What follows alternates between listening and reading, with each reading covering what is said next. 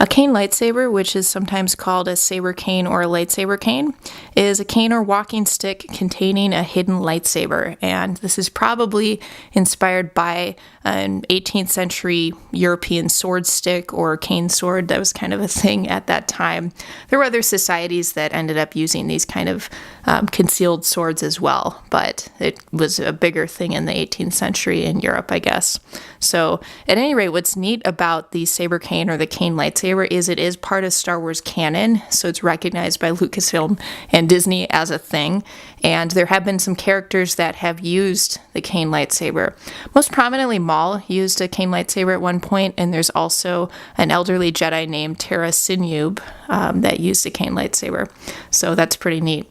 The other thing that's neat about cane lightsabers is people make them in real life as a functional mobility aid, which is really cool because, otherwise people can obviously use, an ordinary cane to walk around, but why would you use an ordinary cane if you could use a cane lightsaber? That's just like 1,000 times cooler.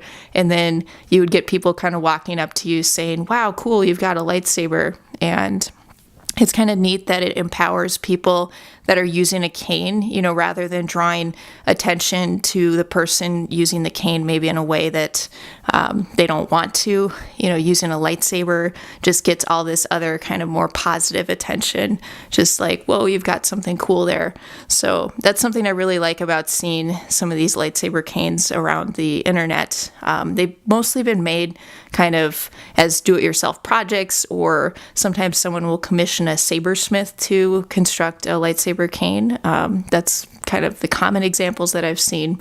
There is also an Etsy store called Goblin's Workshop that sells lightsaber canes.